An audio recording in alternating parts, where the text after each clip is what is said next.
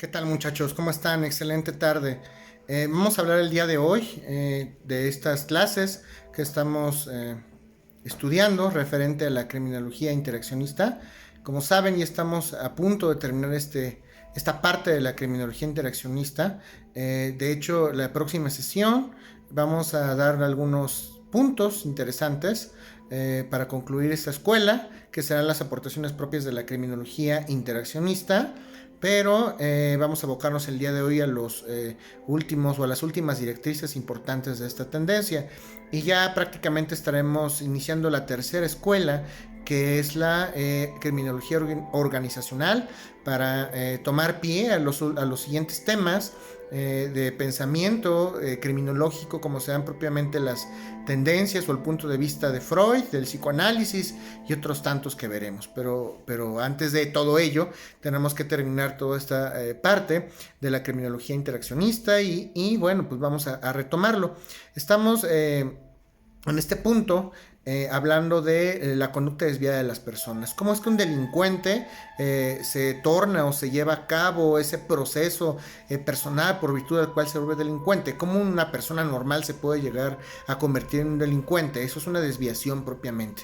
Y vamos a retomar algunos autores que nos refieren cómo es que una persona se puede volver delincuente o puede desviar su conducta, y para ello vamos a retomar al autor que ya conocemos. Me refiero a Howard Becker. Este señor habla precisamente del proceso de desviación. ¿Cuál es el proceso de desviación o cómo una persona normal se puede volver delincuente? Y vamos a empezar a hacer un análisis de las leyes penales. Las leyes penales, propiamente las que castigan a los delincuentes, no son propiamente puras, tienen un entorno, y ese entorno social, político, económico son los que finalmente desencadenan en la creación de las propias leyes, ¿ok?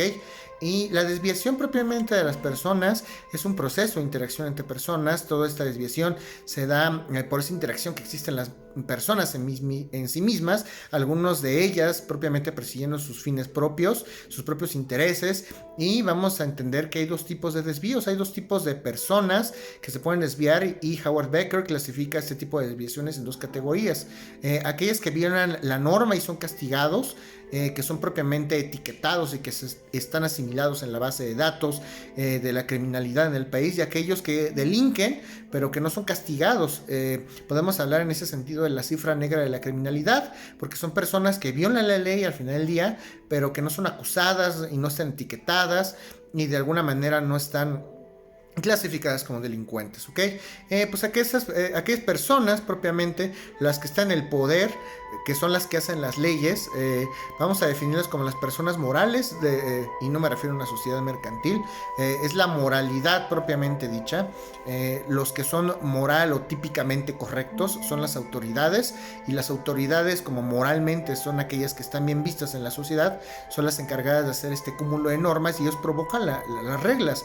Propiamente son los que llevan a cabo las conductas o las leyes que nos dicen que está bien hacer y que está mal hacer. Por lo tanto, si una autoridad que está en el poder determina cuáles son las conductas que se permiten y cuáles no, definitivamente hay un empoderamiento en ese sentido, y hay consecuencias del etiquetamiento de una persona. Vamos a referir por ahí a un autor, me refiero a Castillo Barrantes. Castillo Barrantes se preocupa propiamente por las resoluciones del poder, por la manera en que se llevan a cabo este proceso de leyes, qué hay detrás del poder, qué hay detrás de nuestras instituciones, cómo se llevan a cabo y cómo se hacen las normas. Ese proceso que sin lugar a dudas es una reacción por parte de la autoridad para imponer a su arbitrio desde el punto de vista de este señor Barrantes. Yo estoy de acuerdo como autoridad en establecer determinado tipo de conductas, porque para mí eso es lo que es bueno, para mi autoridad, y ha sido el cuento de todos los gobiernos y de toda la situación política y el entorno socioeconómico que hay en todos nuestros países. Nos vamos a referir a Dennis Chapman, otro criminólogo que habla propiamente de las críticas a la reacción social. Ya empezamos a hablar un poco de críticas a esta teoría del interaccionismo, hablamos de las críticas que podemos imputar propiamente a la reacción social. Este señor Chapman refiere que el crimen no es otra cosa sino un fenómeno generalizado en la sociedad. El crimen es, como hemos comentado en las últimas ocasiones, algo relativamente normal en ese entorno, y este crimen se da porque existe una confrontación propiamente de individuo a individuo o propiamente entre autoridades. Las autoridades se enfrentan con las personas, y es por ello que se da este tema de la criminalidad. Es algo muy normal que existen delincuentes en la sociedad, y pues por eso es que las desviaciones y los delincuentes son parte de nuestro entorno. Por ahí hay una obra propiamente de Dennis Chapman, me refiero a Sociology and the Stereotype of the Criminal, o sea, la sociología y el estereotipo del criminal. Propiamente hablamos de las características que estas personas en un entorno social deben de poseer, qué características desde el punto de vista de Chapman debe tener cada delincuente. El comportamiento se va a definir por el lugar, por el tiempo en el que estamos nosotros interaccionando propiamente como delincuentes, y la criminalidad pues propiamente es funcional para el sistema. Esto es una crítica fuerte, pero este señor dice que la criminalidad es funcional para el sistema.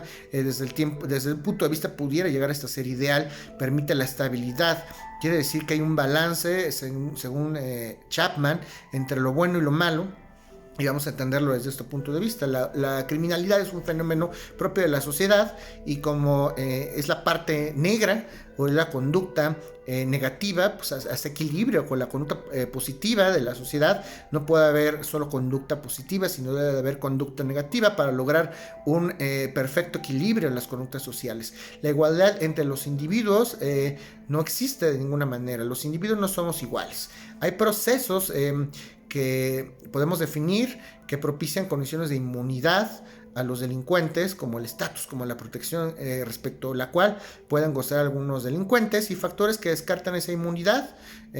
Por ejemplo, pensar en algún estatus de vulnerabilidad hacia una persona, qué tan vulnerables son unas personas en un momento dado, qué tampoco son protegibles esas personas.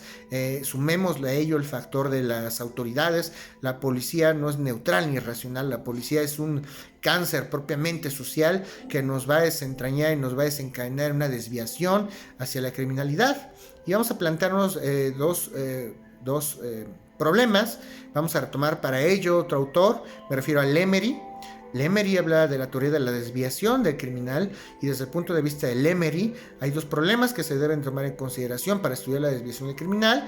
Cómo es que se origina el crimen en primer lugar, el cumplimiento de una conducta, el comportamiento desviado de una sociedad, cómo se origina en la mente esta conducta prohibida por las leyes, y cómo se atribuyen propiamente las conductas desviadas hacia otras personas. Cómo la respuesta social de las personas ante este tipo de conflictos o ante este tipo de problemáticas planteadas en la sociedad, cómo reacciona la sociedad ante estas conductas desviadas. Esas son las dos cuestiones que se pronuncia o se refiere Lemery, y de ahí vamos a retomar en este tema de la desviación a otro autor. Me refiero a M. McIntosh. McIntosh dice que hay dos tipos de infracciones, y me refiero a las infracciones o castigos, que son propiamente infracciones adscriptas y adquiridas. Las adscritas se refieren propiamente a las características fisionómicas del delincuente. Qué tan feo, qué tan bonito es el delincuente, y qué tanta apariencia tiene el delincuente. Si yo veo una persona en la esquina que de repente se está drogando y no tiene dinero, pero lo veo que me ve raro, pues me refiero a una manera adscripta, propiamente la apariencia del delincuente. Sí tiene manera de delincuente, sí tiene forma de delincuente. Y la segunda, pues cómo se llevan a cabo las contribuciones a estas conductas desviadas. La segunda ya se refiere propiamente a la manera en que se van a llevar a cabo, cómo se va a llevar a cabo esta conducta antisocial, cómo se va a llevar a cabo esta conducta entre las personas, cómo la respuesta social, cómo es que se va a dañar, y la conducta cómo se va a sancionar en un momento dado, ¿ok? Vamos a hablar por ahí de otro autor, me refiero a Austin Turk. Austin Turk habla de las autoridades, Y a la hora de autoridades o sin torque se refiere a que hay un sometimiento natural. Nosotros como personas, los delincuentes, hay estudios que inciden o que refieren que las personas se deben de redimir o se deben de someter propiamente ante el delincuente. Entonces es una lucha de poderes al final del día, entre estatus de autoridad y roles de particulares, de bandas, qué tan legal, qué tanto se aplica el principio de legalidad o qué tan legal es la conducta que se puede aplicar en un momento dado, que puede ser atribuible como legal o no legal por parte de una autoridad. Hay un sometimiento, como comentábamos, entre autoridad y particular, ¿ok? Vamos a hablar de otro autor que por ahí es G6 y Jervin Kaufman, ¿ok? Jervin Kaufman habla de la sociología de las prisiones. Esto ya es interesante porque ya estamos propiamente hablando de un sistema penitenciario redimido, un sistema penitenciario donde hay una colectividad o hay una interacción adentro de las prisiones. Los delincuentes, los que son procesados, interactúan, qué tan propensas están las personas a desviar su conducta estando dentro de un penal, y qué tan delicado es el tema de la educación o el tema de las medidas que se toman por parte de las autoridades para que una persona no se desvíe en su conducta. Entonces, las prisiones propiamente son el poder del Estado, porque nos vamos a referir al castigo. Si nosotros asociamos la palabra prisión, asociamos un castigo propiamente dicho, y pues, naturalmente nos referimos a la coacción. La coacción y las prisiones y el poderío del Estado es exactamente lo mismo. ¿Cuáles son los incidentes que suceden en las prisiones? Nos vamos a referir a una cultura totalmente cerrada, una cultura carcelaria, es un sistema social totalmente cerrado. Y finalmente vamos a hablar de una autora que ya hemos referido en criminología clínica, me refiero a Nils Christie. Nils Christie, que va a hablar de los límites del dolor. Esto es interesante, los límites del dolor, qué tan permitido es infligir dolor a través de una penalidad a un criminal. ¿Qué tanto dolor como Estado tengo permitido infligirle a un delincuente por el simple hecho de delinquir? Y hay una obra por ahí interesante de Nils Christie que se llama Limits of Pain, Límites del Dolor, de 1981, y Estereotipo del Delincuente y Estigmatización, de 1973, donde se establecen cuáles son los parámetros, las características y los etiquetamientos que un criminal propiamente dicho puede llegar a sufrir en un momento dado.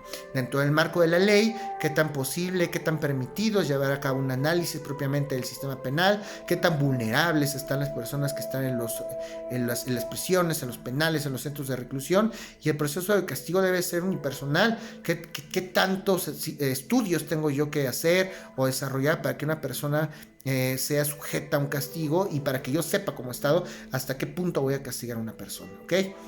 Vamos a terminar esto por hoy, ya nada más nos falta concluir por ahí el tema de las críticas y aportaciones de la criminología interaccionista.